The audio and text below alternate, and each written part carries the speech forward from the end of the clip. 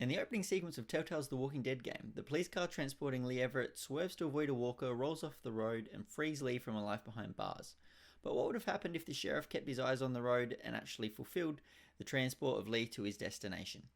The most obvious consequence of Lee's car not rolling is pretty straightforward, both in the fact that his car continues straightforward and that he never has any interaction with Clementine. So, what does happen to Clementine?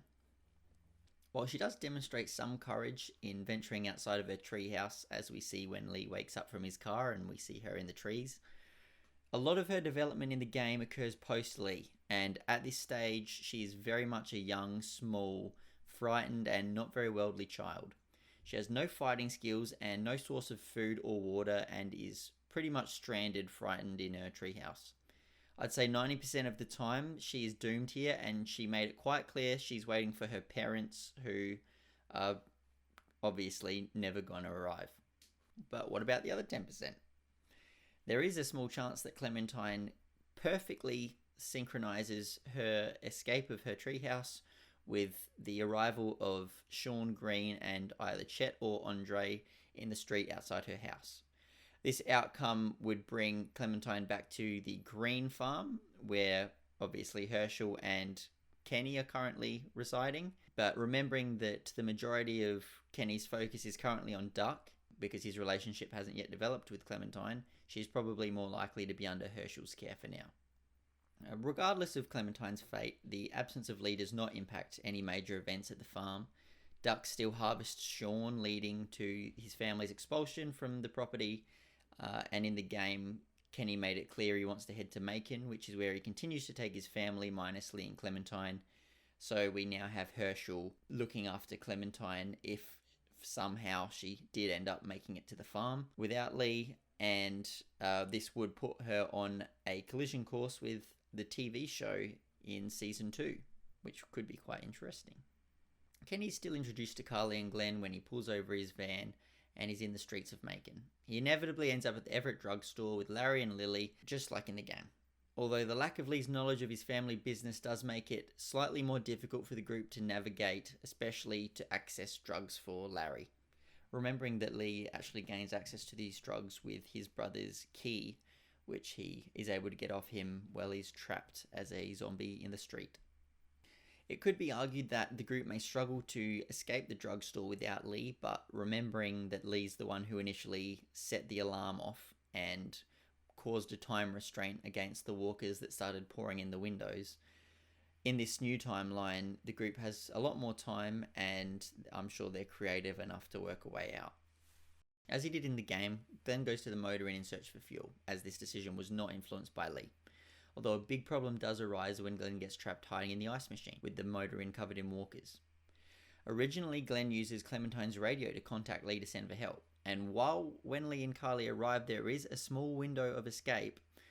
Would Glenn be blessed with this perfect opportunity if he didn't wait for help? Would he have escaped too early or waited too long? There is definitely a chance for Glenn to die here, causing significant repercussions on the entire Walking Dead universe. But what if he did escape? Glenn is resourceful after all. In the game, after he is saved, Glenn states that there is a woman who needs help upstairs and he refuses to leave without her. Solo Glenn now takes this endeavour and fights off the walkers to save his damsel in distress, whose fate is already sealed. Once again, while Glenn is very slick, this is a tough ask.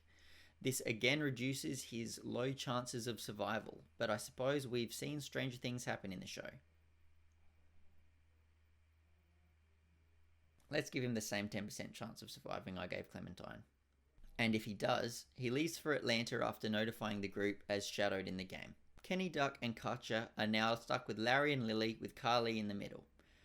I don't like Larry's chances of surviving long term without the medication from the Everett drugstore, but Duck, Katja and Carly have been given a new opportunity for survival into the apocalypse, with circumstances changing surrounding how they originally died.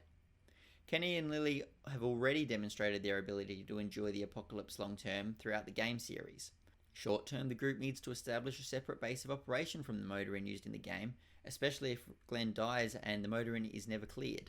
Hopefully they don't encounter the St. Bernard farm anytime soon, but I wonder if they will potentially bump into the Atlanta survivors from the TV show. Also, small question. Where the hell is Lee? Lee arrives at the correctional facility after several days en route. Considering the driver already has Lee in custody, he is not in a position to pull over and assist the roadside incidents. He assumes that the abundance of ambulances and the police flying by are managing the situation. Lee is released into the prison days before riots initiate between prisoners and guards.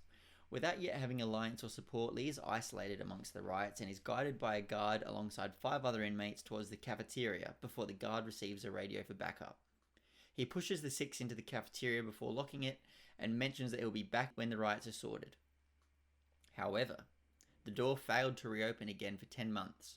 The 6 lived on the food stores in the cafeteria over this period, and after a 10-month wait, are introduced upon an old man being dragged into the room about to have his leg chopped off. Okay, so this is a little bit hopeful, but could you imagine if Lee is locked up alongside Axel and Oscar, Big Tiny, Thomas and Andrew, and ends up being introduced into the TV show in season 3 when they enter the prison? That would be pretty cool. And better still, what if Clementine did survive the treehouse? Sean brings her to the green farm, and now she's brought by the group to the prison, and she finally has an opportunity to meet Lee. It's all coming together. Yeah, look, there's probably the same chance of that happening as there is this video getting 10,000 likes. So allow me to crush it myself rather than everyone destroying that theory in the comments. Problem 1.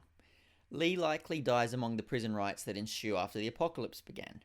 The majority of people who were in the prison at the time died and only 5 survived, so the math's probably not on his side. Problem 2. Lee is transported to the Meriwether County Correctional Facility in the game, which is the same prison that Rick encounters in the comics. However, it is not the same prison that they encounter in the show. In the show, they actually go to West Georgia Correctional Facility, which is in a neighboring county. This means in the show they could incorporate the 2 stories together, as many films do from their source material, but there is also a good chance Lee arrives at a different prison altogether. Pretty boring, so let's brush that aside. Problem 3. Remember how Glenn died in this timeline? Let's take a jump back to episode 1 of The Walking Dead when Rick's horse is overrun by walkers in Atlanta. He crawls into the tank and is rescued by... Well, that's the thing. He isn't now. He doesn't know when to escape the tank. He does have a grenade, which he could try and dispatch walkers in the immediate vicinity, but realistically, when you look at this, I doubt it. Let's look at 4 potential scenarios. Scenario 1. Glenn died in the ice machine, causing Rick to die in the tank. Pretty self-explanatory, and the one I'd give the most likelihood to. Scenario 2. Glenn dies in the ice machine and Rick survives the tank. Let's say he perfectly times the escape. He is still stuck in the middle of Atlanta City with no transport, surrounded by thousands of walkers, and it's soon to bucket with rain to make his day even more miserable. He has no contact to his family, as this was through Glenn, and he has no safety of the department store, as Glenn brought him there too. Mel watches Rick get ripped to shreds through his sniper scope on the department store roof. Mel probably enjoys watching this because Mel is an ass and Rick is a cop. Scenario 3. What if Glenn did survive? Glenn's only contact with Rick in the tank was via walkie-talkie, the same walkie-talkie Lee never gave him in this new timeline, as he was never there to rescue Clementine. We have established Glenn's willingness to fight for any survivor, as at the motor inn, but with the thousands of walkers surrounding the tank and no communication inside, how does Glenn guarantee that Rick is alive or bitten? Not worth the risk. Once again, this photo. Glenn returns to the department store assuming Rick died under the tank, and Rick dies trying to leave. And finally, scenario 4, if we're feeling really generous. What if Glenn survives the ice machine and Rick also coincidentally survives the tank without communication from Glenn? Would Glenn have hung around for that long? I doubt it. And I also think the chance of Rick and Glenn surviving both those situations is probably about as stupid as someone surviving a herd of zombies under a dumpster. For me, they both die, and it doesn't take a genius to infer what repercussions this causes to the show. It also means that if Lee is locked up in the food locker, help will never arrive, as Rick's team never even make it to Herschel's farm, let alone the prison. Remembering they only found Herschel's farm after Carl was shot by Otis while hunting with Rick. Even if the prisoners did escape their cafeteria tomb, the lack of knowledge of the virus or weapons seals their inevitable fate regardless. Did you see what it took to clear that prison? Tyrese and Sasha probably meet a swift death upon entering the prison walls also later on. So what happens to the Atlanta group?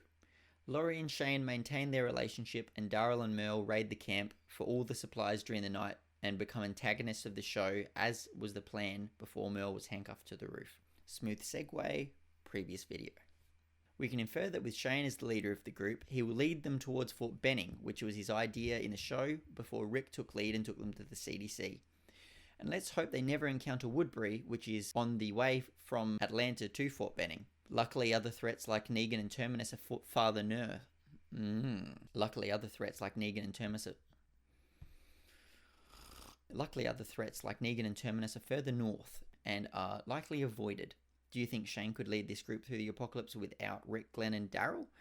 I'd like to know what you think, but personally, I think this trade-off is too significant, and if Fort Benning does not turn out to be what Shane expects, I think they're in a lot of trouble. It seems on this new timeline, a lot of our favourite main characters are put in a rock and a hard place situation between malnourishment and facing a herd of endless walkers. Lee will eventually run out of food in the cafeteria and have to face the walkers. Same with Clementine in her treehouse, Rick in his tank, and Glenn in his ice machine. Of the four, Lee and Rick are a snowball's chance in hell, while Glenn and Clementine may have a smaller fighting chance. In the game, Kenny and Larry are on a collision path that doesn't look desirable without mediator Lee. Carly has to try and keep both parties civilized. Maybe the likes of Omid and Krista or Chuck are on a better path to survival without encountering Clem and Lee.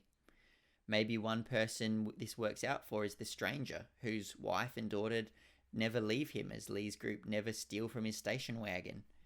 A few branches are able to open up here. In the show, Shane will live out his fantasy of being with Laurie and make way to Fort Benning without the support of three significant defenders and decision makers of the group, Glenn, Rick, and Daryl. Yeah, good luck, mate. I'm sure Red will help you out. Woodbury, Terminus, Negan, and every other group Rick dismantles all remain tyrannical upon the unlucky survivors they encounter. Simply put, if the sheriff transporting Lee to the prison kept his eyes up and mouth shut, it dooms a significant bunch of our favourite Walking Dead characters who will now die a lot sooner than, well, I guess they were doomed to die anyway. Hey, guess what? I made another one talking about an alternate timeline if Rick never ended up in a coma except I had short hair. Cheers for stopping by.